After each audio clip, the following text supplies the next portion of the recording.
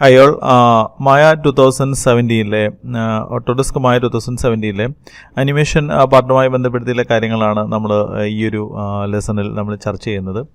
സാധാരണ നമ്മൾ അനിമേഷൻ ചെയ്യുന്ന സമയത്ത് നമുക്ക് അനിമേഷൻ്റെ ഒരുപാട് പ്രിൻസിപ്പിൾസ്, അതേപോലെ തന്നെ അനിമേഷൻ ചെയ്യണമെന്നുണ്ടെങ്കിൽ നമുക്ക് മിനിമം അറിഞ്ഞിരിക്കേണ്ട കുറേ ബേസിക് ഐഡിയാസ് നമ്മളെപ്പോഴും നമ്മുടെ മനസ്സിലുണ്ടെങ്കിൽ മാത്രമാണ് നമുക്ക് നല്ല രീതിയിലൊരു അനിമേഷൻ അല്ലെങ്കിൽ ഒരു അനിമേറ്റർ ആവാൻ കഴിയുക എന്നുള്ളത് നമ്മളെപ്പോഴും ഓർത്ത് വയ്ക്കാം.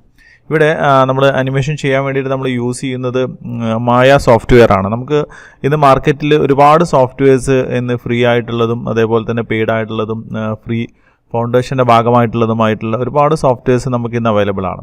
ഇതിൽ ഏത് സോഫ്റ്റ്വെയർ നമ്മൾ യൂസ് ചെയ്യുകയാണെന്നുണ്ടെങ്കിലും ബേസിക്കലി അനിമേഷൻ പ്രിൻസിപ്പിൾസ് എന്ന് പറയുന്നത് അല്ലെങ്കിൽ അനിമേഷൻ്റെ ഒരു രീതി എന്ന് പറയുന്നത് ഇറ്റ്സ് സിമ്പിളാണ്, അല്ലെങ്കിൽ അത് ഒരു സിമിലറാണ്. കാരണം നമ്മളൊരു ഒബ്ജക്റ്റിന്, ജീവനില്ലാത്ത ഒരു വസ്തുവിന് നമ്മൾ മോഡൽ ചെയ്തെടുത്ത് അതിന് നമ്മളൊരു അനിമേഷൻ കൊടുക്കുക എന്നുള്ളതാണ്, അല്ലെങ്കിൽ അതിനെ ഒരു ലൈഫ് കൊടുക്കുക എന്നുള്ളതാണ് നമ്മളെ സംബന്ധിച്ചിടത്തോളം ഒരു പ്രോസസ്സ് എന്ന് പറയുന്നത്.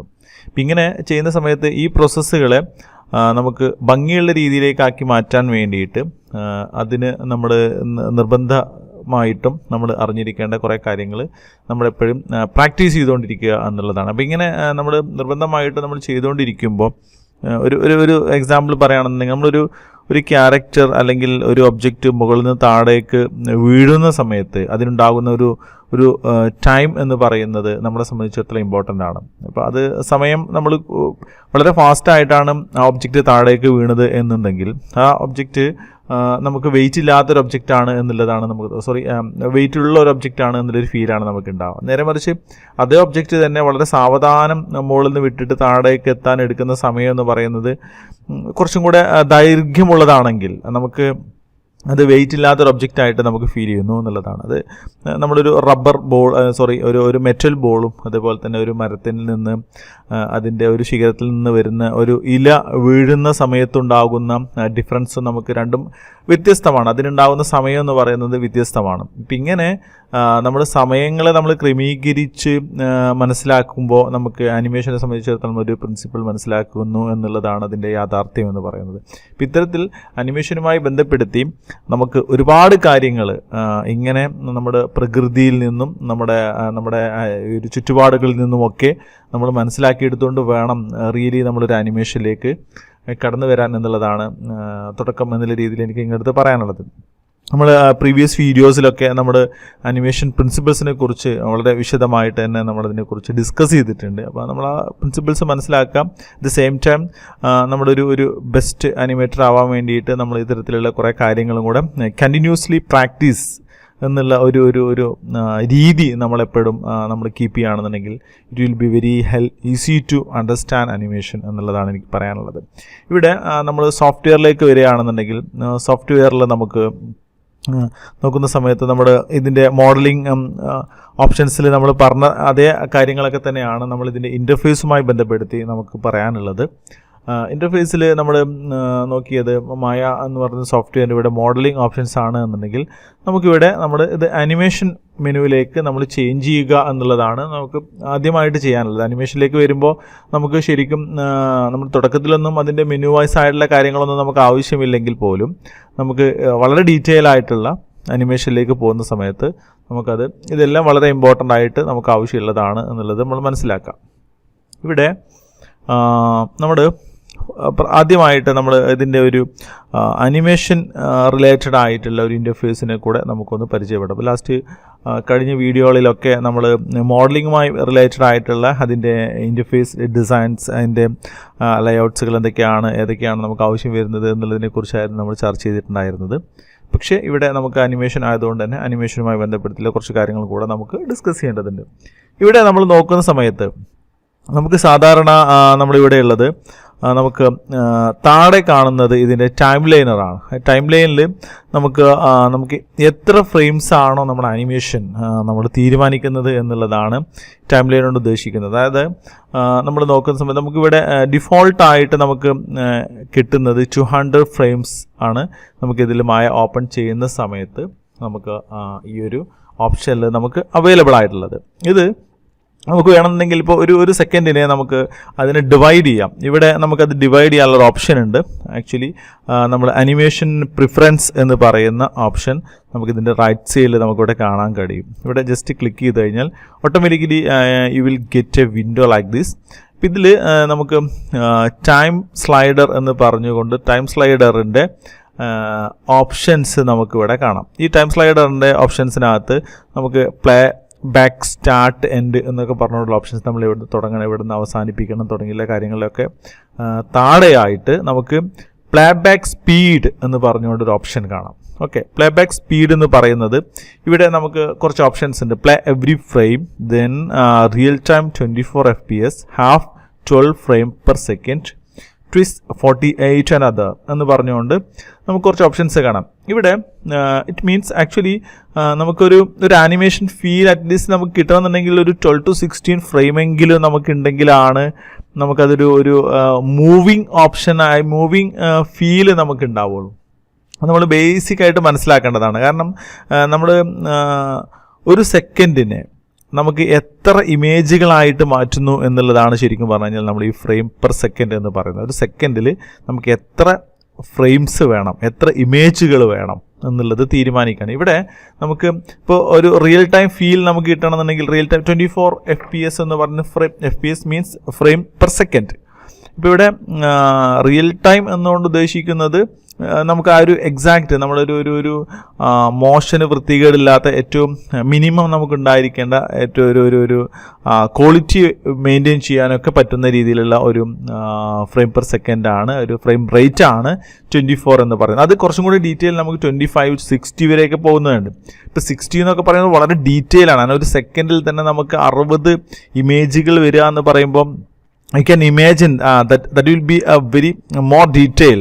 അപ്പോൾ അങ്ങനെ ഡീറ്റെയിൽ കിട്ടുമ്പോൾ നമുക്ക് ഓട്ടോമാറ്റിക്കലി വട്ട് വിൽ ഹാപ്പൻ, നമുക്ക് ആ ഒരു ഡീറ്റെയിൽ നമുക്ക് സ്ലോ മോഷൻ ആനിമേഷനൊക്കെ ചെയ്യുന്ന സമയത്തോ അല്ലെങ്കിൽ അതിൻ്റെ ഒരു ആനിമേഷൻ്റെ വളരെ ഡീറ്റെയിൽ ആയിട്ടുള്ള ത്രൂ ഔട്ട് നമ്മളത് ഡീറ്റെയിൽ ആയിട്ട് നമുക്ക് ആക്യുറേറ്റ് ആയിട്ട് നമുക്കത് കിട്ടണമെന്നുണ്ടെങ്കിലൊക്കെ നമുക്ക് അത്രയും ഡീറ്റെയിലേക്ക് പോയാൽ മതി. നേരെ മറിച്ച് ചിലപ്പോൾ അത്രയൊന്നും ആവശ്യം ഉണ്ടാവില്ല. ഇപ്പോൾ നമുക്ക് ഈ ഒരു ഫ്രെയിം റേറ്റുമായി ബന്ധപ്പെടുത്തിയുള്ള ഒരു കാര്യം എന്ന് പറയുന്നത് നമുക്ക് 2D ആനിമേഷൻ നമ്മളിതിൻ്റെ ഓരോ പോസുകളും ഓരോ ഫ്രെയിമുകളും നമ്മൾ വരഞ്ഞെടുത്തിട്ടാണ് ചെയ്യുന്നത്. ഇങ്ങനെ വരഞ്ഞെടുക്കുന്ന സമയത്ത് നമുക്ക് ഒരു സെക്കൻഡിൽ നമുക്ക് 16 ഇമേജുകൾ വരഞ്ഞെടുക്കുക എന്ന് പറയുന്നതിനെക്കുറിച്ച് നമ്മൾ ജസ്റ്റ് ഇമാജിൻ. അപ്പോൾ നമുക്ക് അത്രയും സമയം അതിന് പോകുന്നു. 16 ഇമേജെങ്കിലും ഇല്ലെങ്കിൽ അതിൻ്റെ ഒരു മോഷൻ ഫീൽ നമുക്ക് ഉണ്ടാവില്ല. നമ്മൾ നേരത്തെ പറഞ്ഞ പോലെ ഇതിൻ്റെ ഒരു ഹാഫ് എന്ന് പറഞ്ഞാൽ 12 FPS ആണ്. അപ്പം ഇങ്ങനെ അതിൻ്റെ മൾട്ടിപ്പിൾ ചെയ്ത് വരുന്ന രീതിയിലേക്കൊക്കെ നമുക്ക് അല്ലെങ്കിൽ നമ്മൾ ഷൂട്ട് ചെയ്തെടുക്കുന്ന വിഷ്വലിൽ ഇപ്പോൾ നമ്മൾ 25 ആണ് കൊടുത്തത്. ഇപ്പോൾ ഇതിൽ നമുക്കതില്ല അല്ലേ. ഇപ്പം ഇങ്ങനെ ഷൂട്ട് ചെയ്ത് കൊടുക്കുന്ന വിഷ്വലിൽ നമ്മൾ 25 ആണ് കൊടുത്തത്. അപ്പോൾ ആ ഒരു വിഷ്വലും നമ്മൾ ഇവിടെ ക്രിയേറ്റ് ചെയ്യാൻ പോകുന്ന അനിമേഷനും തമ്മിൽ we have to sync with the recorded video which is already recorded or shoot outside record അങ്ങനെ എന്തെങ്കിലുമൊക്കെ ഉണ്ടാവും. അപ്പം ഇത് അങ്ങനെ സിങ്ക് ചെയ്യണമെന്നുണ്ടെങ്കിൽ you can change from here. ഇവിടെ നമ്മൾ നോക്കുന്ന സമയത്ത് നമ്മൾ just take this one other than you can put the same value 25 like this. അപ്പം ഇങ്ങനെ നമ്മൾ കൊടുക്കുമ്പോൾ നമുക്ക് നമ്മൾ പ്രീവിയസ്ലി റെക്കോർഡ് ചെയ്തിട്ട് വീഡിയോസുമായി ബന്ധപ്പെടുത്തി അതിന് സിങ്ക് ചെയ്യുക. അപ്പം ഇങ്ങനെയൊക്കെ തുടങ്ങിയിട്ടുള്ള ഫ്രെയിം റേറ്റിൽ നമുക്ക് ഇമ്പോർട്ടൻസ് ഉണ്ട് എന്ന് പറയാൻ വേണ്ടിയിട്ടാണ് ഞാൻ ഇതിൻ്റെ ഒരു ഡീറ്റെയിൽ ആയിട്ടുള്ള കാര്യങ്ങൾ നിങ്ങൾക്ക് പറയുന്നത്.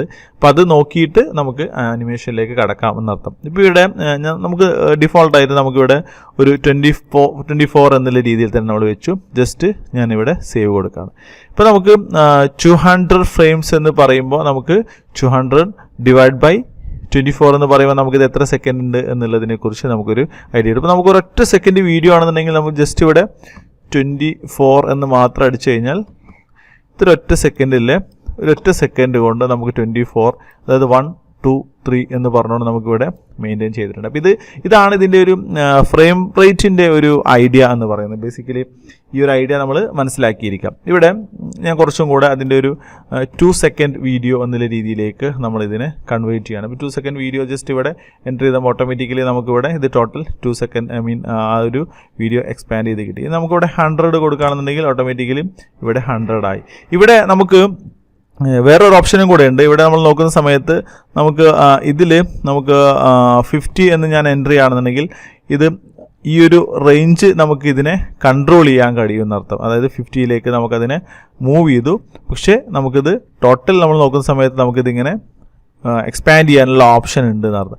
ജസ്റ്റ് ഞാനൊരു 25 എന്ന് കൊടുത്തു കഴിഞ്ഞാൽ ഇത് 25 ആയിട്ട് ഇങ്ങനെ എക്സ്പാൻഡ് ചെയ്ത് കിട്ടിയെന്നർത്ഥം. ഇപ്പം ഇങ്ങനെ നമുക്ക് ഓരോ ഫ്രെയിമിലേക്ക് നമുക്കിത് മൂവ് ചെയ്യണമെന്നുണ്ടെങ്കിൽ അതിൻ്റെ ഇപ്പോൾ നമുക്ക് 8th ഫ്രെയിമിലേക്ക് എനിക്ക് ജസ്റ്റ് മൂവ് ചെയ്യണമെന്നുണ്ടെങ്കിൽ ജസ്റ്റ് ഇവിടെ വാല്യൂ എൻ്റർ ചെയ്ത് കൊടുത്താൽ മതി. ജസ്റ്റ് സെലക്ട് ചെയ്യുക. You can enter the value which frame you want to go. Just enter like this 15. Then automatically this timeliner will moves to the 15th frame. അപ്പോൾ അത് നമുക്ക് easy ആയിട്ട് ഇങ്ങനെ ചേഞ്ച് ചെയ്യാന്നുള്ളതാണ്. ഇപ്പോൾ ഇവിടെ ഈ ഒരു ടൈം സ്ലൈഡറിനകത്ത് അല്ലെങ്കിൽ ടൈം ലൈനിനകത്ത് നമുക്ക് അറേഞ്ച് ചെയ്യുന്നതുമായി ബന്ധപ്പെടുത്തിയ കാര്യങ്ങൾ ഇതാണ്. ദെൻ നമുക്കിവിടെ ഒരു ഓപ്ഷൻ ഉള്ളത് ഈ ഒരു ഇതിനെ സ്കെയിൽ ചെയ്യുന്നതുമായി ബന്ധപ്പെടുത്തിയാണ്. ഇപ്പോൾ നമുക്കിവിടെ ടോട്ടൽ നമുക്ക് 100 ഫ്രെയിംസ് ആണ്. ജസ്റ്റ് എൻ്റേർഡ് 100. അപ്പോൾ നമുക്കിവിടെ ഈ ഒരു എൻ്റർ ചെയ്യുന്ന സമയത്തുള്ള ഒരു സംഭവം എന്ന് പറയുന്നത് നമുക്കിവിടെ ഓട്ടോമാറ്റിക്കലി നമുക്കിത് സ്കെയിൽ ചെയ്യാം. ഓക്കെ, ഇവിടെ ഫ്രെയിം റേറ്റ് നോക്കിയാൽ ഇവിടെ 18 ആണ്. ദെൻ നമുക്ക് ആ ഒരു ഫ്രെയിമിനെ നമുക്ക് സൂം ചെയ്തെടുക്കാൻ, ആ ഒരു സ്ലൈഡറിനെ നമുക്ക് എക്സ്പാൻഡ് ചെയ്ത് എൻലാർജ് ചെയ്തെടുക്കണമെന്നുണ്ടെങ്കിൽ നമ്മുടെ ഈ ഒരു ഫങ്ഷനാണ് യൂസ് ചെയ്യുന്നത്. അപ്പോൾ അത് ഇൻട്രസ്റ്റിംഗ് ആയിട്ടുള്ള മറ്റൊരു കാര്യമാണ്. അതേപോലെ തന്നെ നമുക്ക് ഇതേപോലെ നമുക്ക് ഓരോ ഏരിയയിൽ നമുക്ക് ജസ്റ്റ് 68th ഫ്രെയിമിലേക്ക് അല്ലെങ്കിൽ 88th ഫ്രെയിമിലേക്കൊക്കെ നമുക്കിങ്ങനെ മൂവ് ചെയ്യണമെന്നുണ്ടെങ്കിൽ ജസ്റ്റ് നമുക്കിങ്ങനെ സ്ലൈഡ് ചെയ്തിട്ട് നമുക്കത് കറക്റ്റ് ചെയ്യാം. അപ്പോൾ ഏത് ഫ്രെയിമാണ് ഇവിടെ വരുന്നതിൽ പിന്നെ നമുക്ക് കറക്റ്റ് ചെയ്യാൻ പറ്റും. ദെൻ നമ്മൾ നോക്കുന്ന സമയത്ത് നമുക്ക് ഇവിടുന്ന് സ്റ്റാർട്ടിങ് ഫ്രെയിം നമുക്ക് വേണമെന്നുണ്ടെങ്കിൽ 20 എന്നുള്ള രീതിയിൽ അങ്ങനെ നമുക്ക് ഇവിടുന്ന് മൂവ് ചെയ്യാം. അപ്പോൾ ഇങ്ങനെ തുടങ്ങിയിട്ടുള്ള ഇവിടെ അറേഞ്ച് ചെയ്യുന്നത് കുറേ ഓപ്ഷൻസ് ഉണ്ട്. നെക്സ്റ്റ് നമുക്ക് ഈ ഒരു സൈഡിൽ നമുക്ക് കുറച്ച് ഓപ്ഷൻസും കൂടെ ഉണ്ട്. ഇത് നോക്കുന്ന സമയത്ത് നമുക്കിവിടെ ജസ്റ്റ് ഇതിനെ നമ്മൾ ക്ലിക്ക് ചെയ്തിട്ട് ഈ ഒരു ഓപ്ഷൻ ഇവിടെ നമുക്ക് പ്രീവിയസ് ഇതിലേക്ക് പോകാൻ വേണ്ടിയിട്ട് കീ ഫ്രെയിമിലേക്ക് പോകാൻ നെക്സ്റ്റ് അതിൻ്റെ കീ നമ്മളിപ്പോൾ ഇവിടെ കീകളൊന്നും കൊടുത്തിട്ടില്ല. അതുകൊണ്ടാണ് നമുക്കിവിടെ നെക്സ്റ്റ് പ്രീവിയസ് എന്നുള്ള ഓപ്ഷൻസ് നമുക്കിവിടെ സ്റ്റെപ്പ് ബാക്ക് 1 ഫ്രെയിം എന്ന് പറഞ്ഞുകൊണ്ട് നമ്മളിങ്ങനെ ഇതേപോലെ നമുക്ക് ജസ്റ്റ് മൂവ് ചെയ്യാനുള്ള ഓപ്ഷൻ. ദെൻ ഇത് കീ ആണ്. നമ്മൾ നേരത്തെ പറഞ്ഞ പോലെ നമുക്ക് കീ ടു കീ മൂവ് ചെയ്യാൻ വേണ്ടിയുള്ള ഓപ്ഷനാണ്. കീ നമുക്കില്ലാത്തതുകൊണ്ട് അതിൻ്റെ ഓപ്ഷൻ ഉണ്ട്. ദെൻ നമുക്ക് പ്ലേ അടിക്കാൻ വേണ്ടിയിട്ടാണ് ബാക്കിലേക്ക് ഇത് പ്ലേ അടിക്കുന്നു. ദെൻ ജസ്റ്റ് സ്റ്റോപ്പ് ചെയ്ത് കഴിഞ്ഞാൽ നമുക്ക് ഈ ഒരു പ്ലേ ബട്ടൺ തന്നെ അത് സ്വിച്ച് ഓണും ഓഫും സെയിം ബട്ടൺ തന്നെ ആയിട്ട് വരുന്ന രീതിയാണുള്ളത്. അപ്പോൾ ഇവിടെ നമുക്ക് പ്ലേ അടിച്ച് കഴിഞ്ഞാൽ ഓട്ടോമാറ്റിക്കലി ഇത് ഫോർവേഡ് പ്ലേ ആണ് ഉണ്ടാവുക. നെക്സ്റ്റ് ഇതിൻ്റെ സെയിം റിപ്പീറ്റേഷൻ ആണ്. അതായത് നമുക്ക് നെക്സ്റ്റ് കീയിലേക്ക് മൂവ് ചെയ്യാം. ഇത് പ്രീവിയസ് കീ ആണെന്നുണ്ടെങ്കിൽ ഇത് നെക്സ്റ്റ് കീയിലേക്ക് മൂവ് ചെയ്യുകയാണെന്നുണ്ടെങ്കിൽ next frame frame frame frame frame frame frame like this. Okay, then നമുക്ക് ഇതിൻ്റെ എൻഡിലേക്ക് ലാസ്റ്റ് ആൻഡ് എൻഡിലേക്ക് നമുക്കിത് മൂവ് ചെയ്യാൻ വേണ്ടിയിട്ടുള്ള ഓപ്ഷൻസ് നമുക്കിവിടെ അവൈലബിൾ ആണ്. ഇപ്പോൾ ഇവിടെ ഇത്രയാണ് നമുക്ക് ഇതിൻ്റെ ഒരു ടൈം സ്ലൈഡറിൽ നമുക്ക് ഉണ്ടാവുന്ന ഓപ്ഷൻ എന്ന് പറയുന്നത്. എങ്ങനെ again I am repeating the same thing which is already explain in the previous video when we were doing modeling.